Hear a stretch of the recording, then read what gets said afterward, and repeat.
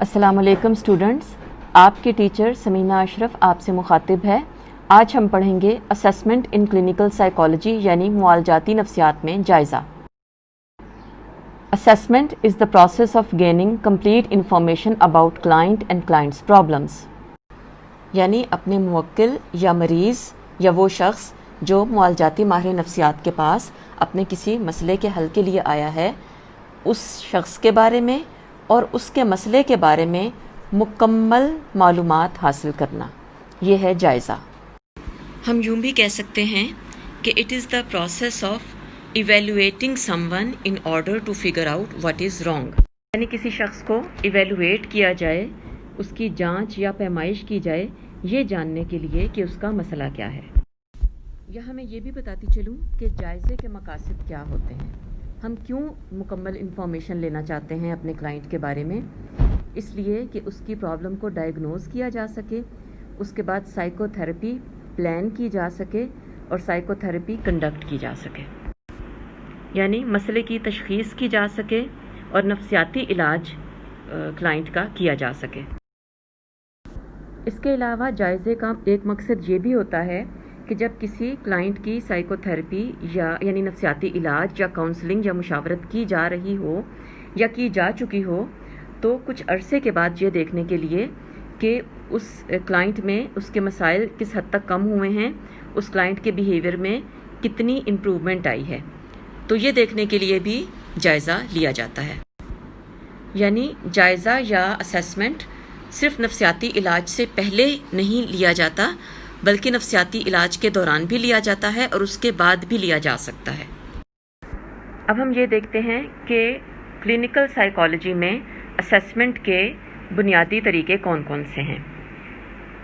یہ ہیں مشاہدہ یعنی آبزرویشن، انٹرویو اور سائیکولوجیکل ٹیسٹنگ یعنی نفسیاتی آزمائشیں۔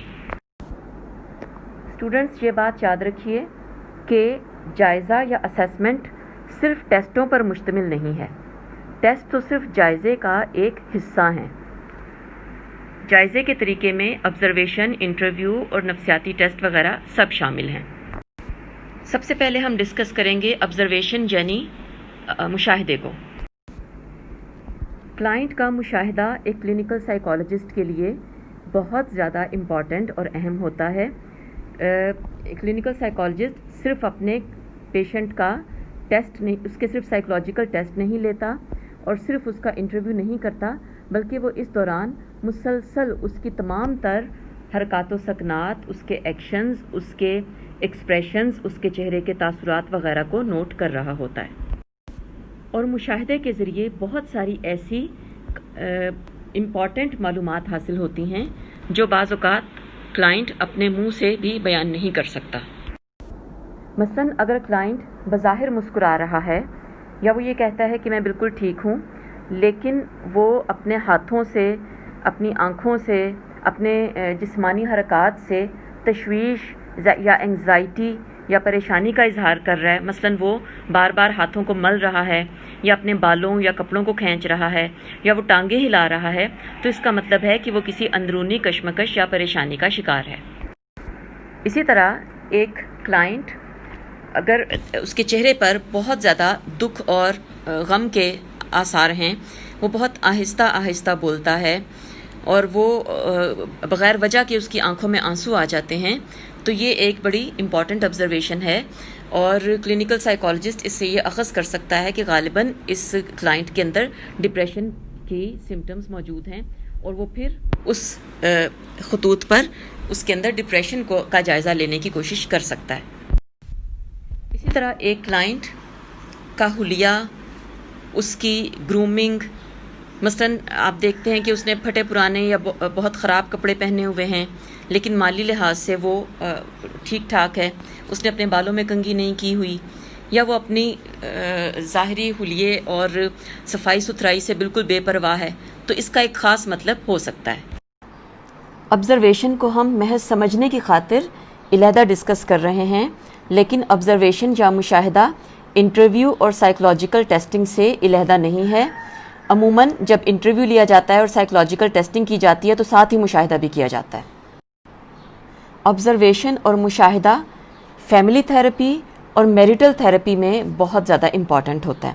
یعنی فیملی کے لوگ ایک دوسرے کے ساتھ، جیسے میاں بیوی ایک دوسرے کے ساتھ کس طریقے سے بات کرتے ہیں، یا ماں باپ اپنے بچے کے ساتھ کس طرح ڈیل کر رہے ہیں، تو یہ بھی آبزرویشن کے ذریعے نوٹ کیا جاتا ہے اور اس سے بہت امپورٹنٹ نتائج نکالے جا سکتے ہیں.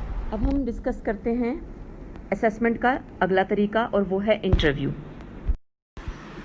انٹرویو دو افراد کے درمیان ہونے والی گفتگو ہے، یعنی it is a conversation between two people, جس میں ایک شخص دوسرے سے کسی خاص پرپز، کسی خاص مقصد کے لیے کویسچننگ یعنی سوال کرتا ہے اور دوسرا شخص اس کا جواب دیتا ہے. کلینکل انٹرویو میں ظاہر ہے کہ کلینیشین یعنی معالجاتی ماہر نفسیات یا معالج انٹرویو کرے گا، وہ اپنے کلائنٹ سے سوال جواب پوچھے گا اس کی ہر پرابلم کے بارے میں، اور کلائنٹ یا پیشنٹ اس کا جواب دے گا. اسٹرکچر کے لحاظ سے انٹرویو کی 3 قسمیں ہو سکتی ہیں: اسٹرکچرڈ، انسٹرکچرڈ اور سیمی اسٹرکچرڈ. اسٹرکچرڈ انٹرویو ایسا انٹرویو ہوتا ہے کہ جس میں انٹرویو کا مقصد اور تمام تر سوالات اور وہ تمام باتیں جو پوچھنی ہوتی ہیں وہ پہلے سے طے شدہ ہوتی ہیں، اور کلینیشین صرف انہی باتوں کے بارے میں سوال کرتا ہے اور وہ اس نقشے سے بالکل ادھر ادھر نہیں ہٹتا. انسٹرکچرڈ یا غیر ساختی انٹرویو وہ ہوتا ہے جس میں کہ سوالات کی تعداد یا ان کی جو نیچر یا نوعیت ہے وہ پہلے سے ڈٹرمنڈ نہیں ہوتی، پہلے سے متعین نہیں ہوتی، بلکہ موقع کی مناسبت سے جب کلینیشین فیل کرے کہ جو کویسچن نیسیسری ہو وہ اس کو پوچھے. سیمی اسٹرکچرڈ یا نیم ساختی انٹرویو جیسا کہ نام سے ظاہر ہے کہ اس میں کچھ حد تک کویسچنز پری ڈٹرمنڈ ہوتے ہیں اور کسی حد تک یہ فلیکسیبل ہوتا ہے کہ یہ اس میں کوئی نیا کویسچن بھی پوچھا جا سکتا ہے. اب ہم دیکھتے ہیں کہ کانٹینٹ کے اعتبار سے انٹرویو کی کون کون سی قسمیں ہیں، یعنی اس میں انٹرویو میں جو کچھ پوچھا جا رہا ہے اس کے حساب سے انٹرویو کی کون کون سی قسمیں ہیں. سب سے پہلے ہے انٹیک انٹرویو یعنی ابتدائی انٹرویو. یہ معالج اور کلائنٹ کے درمیان پہلی ملاقات پر مشتمل ہوتا ہے. اس انٹرویو میں زیادہ گہرائی میں جا کر باتیں نہیں پوچھی جاتی، بلکہ معالج کلائنٹ کی پرابلم کے بارے میں بیسک نالج حاصل کرتا ہے. اس انٹرویو میں یہ فیصلہ کیا جاتا ہے کہ کلائنٹ کی پرابلم کو کلینیشین سالو کر سکتا ہے یا نہیں کر سکتا.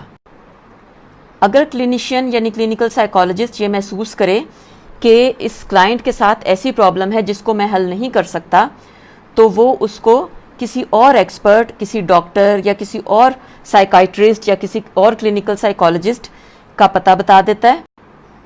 لیکن اگر وہ محسوس کرے کہ میں اس پیشنٹ کا علاج کر سکتا ہوں تو پھر علاج آگے چلتا ہے.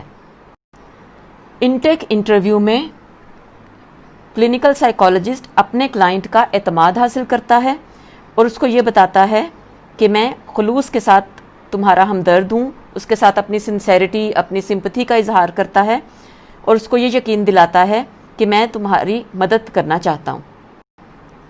اس پروسیس کو ریپو یعنی باہمی اعتماد کہا جاتا ہے. اس کے بعد دوسری قسم ہے انٹرویو کی کیس ہسٹری یعنی psycho social interview. Case history جیسا کہ آپ جانتی ہیں، کیس ہسٹری یعنی مطالعہ احوال کا طریقہ، یہ آپ نے نفسیات کے طریقوں میں بھی اس کو ڈیٹیل کے ساتھ پڑھا ہوا ہے. اس طریقے میں کسی بھی شخص کی موجودہ زندگی کی صورتحال، اس کی جو پریزنٹ لائف سچویشن ہے اور اس کی پاسٹ لائف اور اس کی بیک گراؤنڈ یعنی اس کی ماضی کی زندگی کے بارے میں مکمل انفارمیشن حاصل کی جاتی ہے. یعنی اس کی birth, development, family, education, employment, recreation, sexual history, marital history, alcohol, drugs, physical health وغیرہ کے بارے میں معلومات لی جاتی ہیں. یعنی اس کی پیدائش کے وقت خاص واقعات کیا تھے، اس کی ابتدائی نشو و نما کیسی ہوئی، اس کے خاندانی بیک گراؤنڈ کیا تھا، تعلیم کہاں ہوئی، کس طرح سے ہوئی، کیا کیا مسائل تھے، نوکری اس نے کب شروع کی، کہاں پہ کرتا ہے، وہاں پہ اس کے کیا مسائل ہیں، ایڈجسٹمنٹ کس طرح سے ہے، اس کی تفریحات کیا ہیں، شادی وغیرہ کے بارے میں، اس طرح اگر وہ کسی قسم کا کوئی نشہ تو نہیں کرتا، جسمانی صحت وغیرہ اس کی کیسی ہے اور اس میں کیا مسائل ہیں، ان تمام چیزوں کے بارے میں معلومات حاصل کی جاتی ہے. یہ بھی پوچھا جاتا ہے کہ پیشنٹ کا نفسیاتی مرض کب شروع ہوا، علامات یعنی سائیکولوجیکل ڈس آرڈر اور اس کی سمٹمز کب شروع ہوئیں اور کیسے سٹارٹ ہوئیں، کیا کوئی خاص واقعہ ان کی بنیاد بنا اور وہ اچانک سٹارٹ ہوئیں یا وہ بتدریج آہستہ آہستہ ڈیولپ ہوئی۔ اس کے علاوہ کلائنٹ کے ایٹیچیوڈ اور ایموشنل رسپانسز، اس کے رویے اور اس کے جذباتی رد عمال کو بھی نوٹ کیا جاتا ہے۔ اسٹوڈنٹس یاد رکھیں کہ کیس ہسٹری میتھڈ میں صرف کلائنٹ سے سوال جواب نہیں کیے جاتے بلکہ اس کی زندگی کے دوسرے اہم لوگوں سے بھی انفارمیشن لی جاتی ہے۔ کلائنٹ کے بارے میں انفارمیشن لینے کا تیسرا طریقہ انٹرویو کا جو ہے وہ ہے ذہنی حالت کا امتحان یعنی مینٹل سٹیٹس ایگزام۔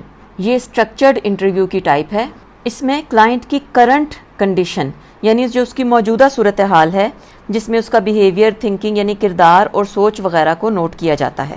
اس میں کلینکل سائیکالوجسٹ کلائنٹ کو آبزرو بھی کرتا ہے اور اس سے کچھ سوالات بھی کرتا ہے، اور جو کچھ وہ آبزرو کرتا ہے اور جو جواب اس کو ملتے ہیں وہ ایک فارم میں نوٹ کرتا چلا جاتا ہے۔ اس میں ان چیزوں کے بارے میں انفارمیشن لی جاتی ہے۔ کلائنٹ کی کانشیس اسٹیٹ یعنی شعوری حالت، میموری یعنی یادداشت، تھنکنگ اینڈ لینگویج یعنی سوچ اور زبان، پرسیپشن یعنی ادراک، اٹینشن یعنی توجہ، ابسیشن اینڈ کمپلشنز یعنی خبط اور اجباری رد عمال، جنرل نالج یعنی معلومات عامہ، انسائٹ یعنی بصیرت، ڈیسیژن پاور یعنی قوت فیصلہ، انٹیلیجنس یعنی ذہانت۔